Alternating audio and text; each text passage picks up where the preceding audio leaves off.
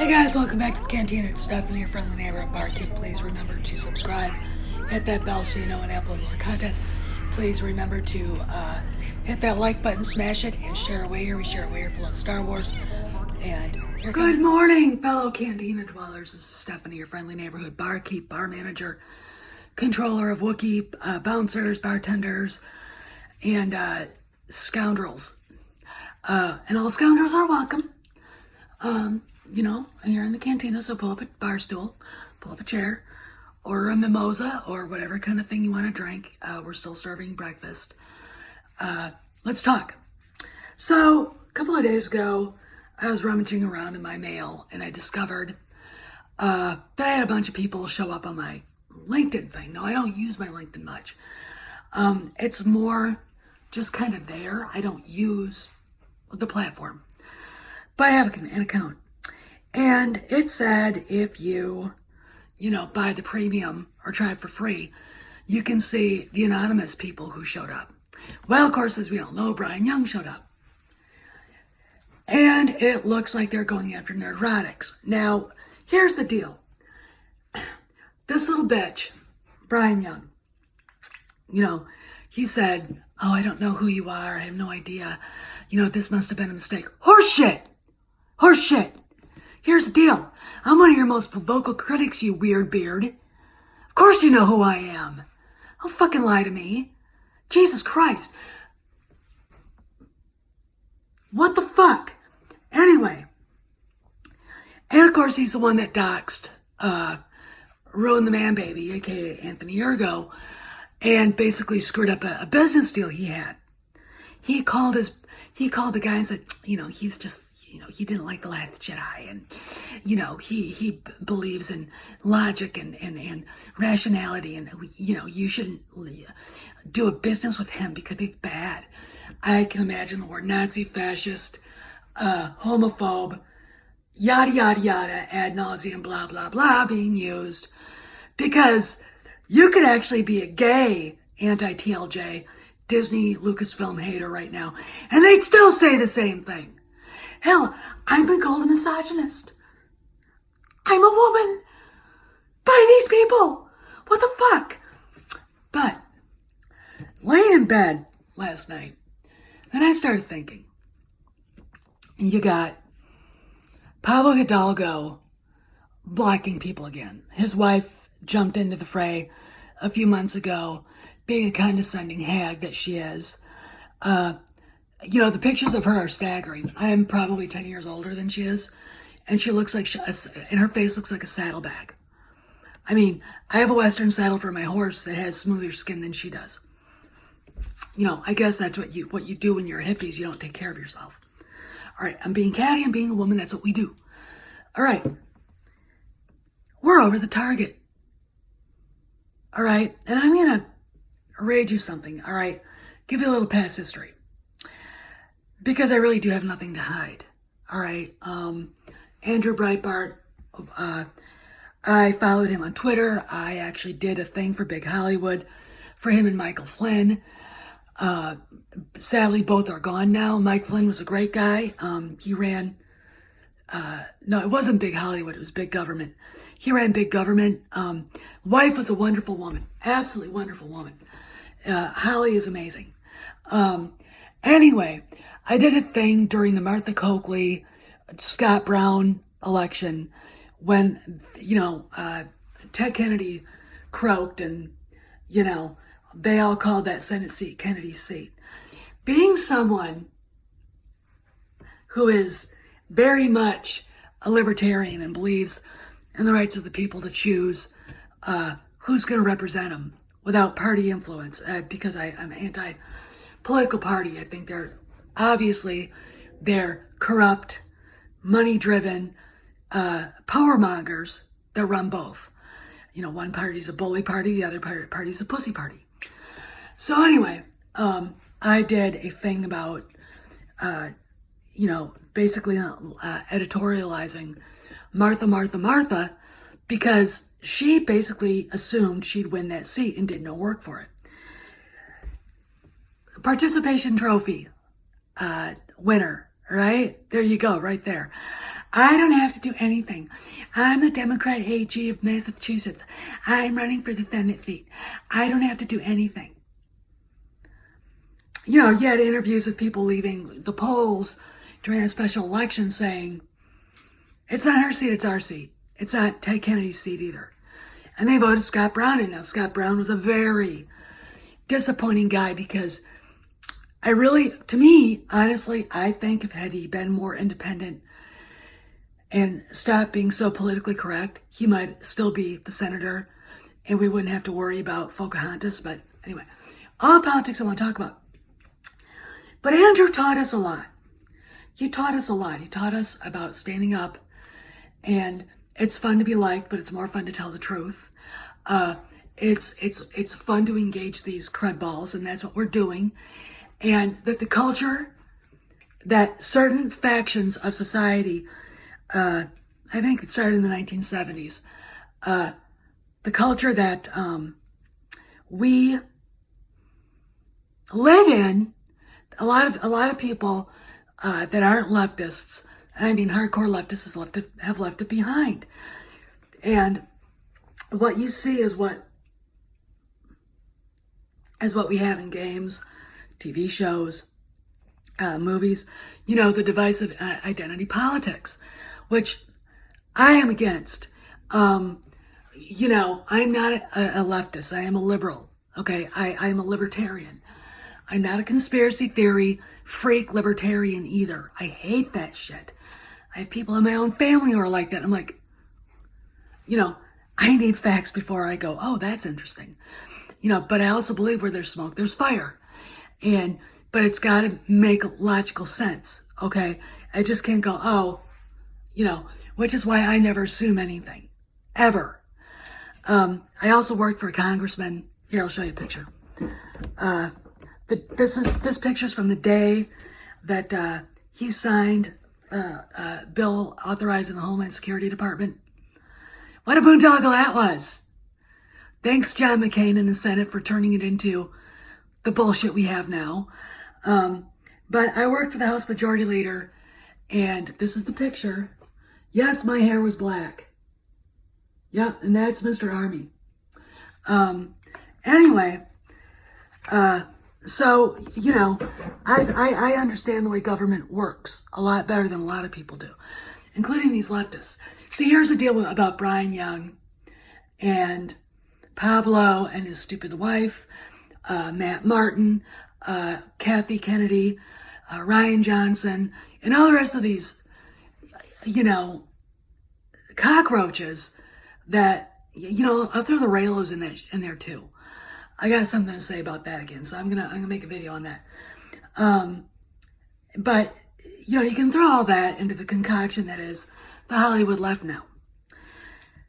They live in such a bubble of crap, and this little echo chamber. They block everybody because they're afraid to hear another, you know, a dangerous opinion that, you know, somebody might have an opinion that's different than theirs, so we must shut them down, blacklist them. I have friends that are conservative in Hollywood, which to me means classic liberal. And I do know some conservatives who at times drive me crazy, but another story.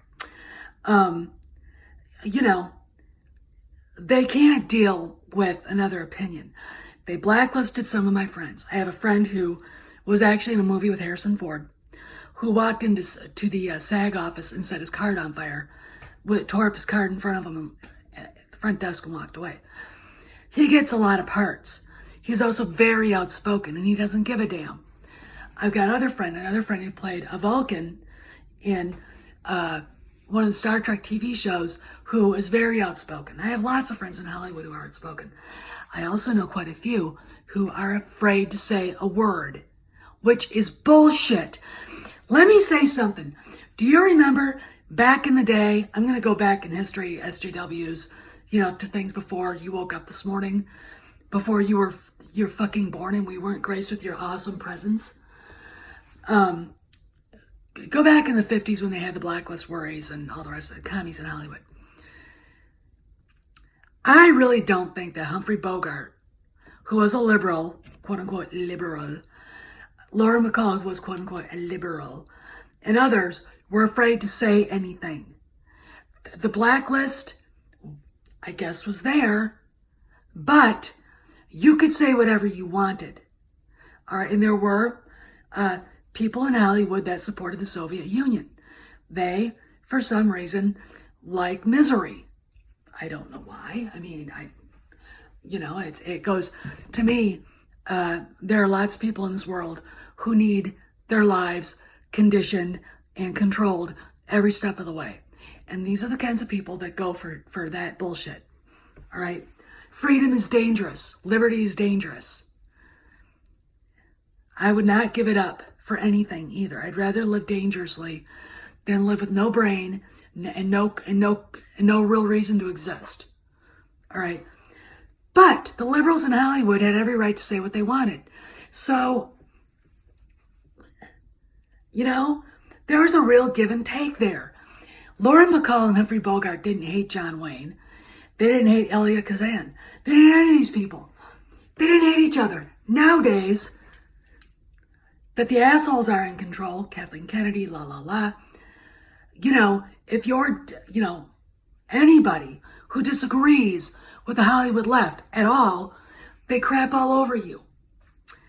And of course now we see this at Lucasfilm, and we're over the target now, and we know it. By the way, they're lashing out and doxing people. And you got to remember this. Andrew said, in the left's point of view, the ends justify the means, which is why they're going after Anthony Ergo, ruin the man baby, Nerdrotics and his wife, the stupid Yelp post, which should be deleted. I mean, that's just, had nothing to do with the business at all. It's just, he's bad. He's a homophobe. No, he's not. I mean, and what I find fascinating is that this guy goes out and calls Nerdrotics a misogynist, and then attacks Nerdrotics' wife. Who's the misogynist? It's like they don't even know they're projecting the crap that they're screaming at us and pointing at us and trying to blanket us with it. I mean, but remember, the ends justify the means. The psychology of a leftist, especially somebody like Brian Young, Ryan Johnson, Pablo Hidalgo, is they've always been victims. Either they were bullied when they were kids, and Brian Young, when he was waving his flag of victimhood like a weirdo, like to say he'd been bullied as a kid. All of us have been bullied as children. This is not anything new, and this does not give you the right to go after anybody, ruin the man baby, Nerdrotics, or me. Okay, so apparently we're over the target. They're afraid of us. That's another thing, is that they're afraid, they're defensive. This is why they're doing this. They're cornered like wounded animals. We still got to keep going, okay? Right now, this is the time to move forward, not backwards. So, everybody, we fight. Simple as that. We fight on. The reason why is this. It's very important, because I'll tell you something. Culture is upstream from politics. These people actually do know that. They really, really do. And that's why they've infested Lucasfilm, Disney, Warner Brothers, Sony, all of Hollywood. It's like a lice infestation. All right? And they're not going to give up easy. All we really want to do is have an even playing field and explain to them that if you want to do your identity politics, don't take something that's been established, like Star Wars, like the Skywalker saga, and put your bullshit in it. And I'm going to leave you with this. The only reason why we're even here, bitching and moaning and boycotting, is simply this. These people took something that was beautiful, made by someone who likely agrees with him on almost everything except for probably male-female relationships because, you know, George Lucas is logical and gets it. And you could tell by the way he wrote Leia, Marion Ravenwood, Willie Scott, and Elsa. He gets it. And Steven Spielberg does get it too, though he's, sold out a little bit. What you have to remember is, what was my point? Is simply this. They're afraid of us. Okay, I think we're probably winning. Now, I have friends that go, no, we're not. No, we're not. And I'm calling you out, Stig. You're not the one right now getting attacked. I am, okay? And I know what I'm looking at, okay? I didn't just sit around, reading Clausewitz for no reason. There's a reason why you read On War, The Art of War by Sun Tzu, is to learn how the enemy thinks. And we're going after the center of gravity is Kathleen Kennedy. If she's gone, all right?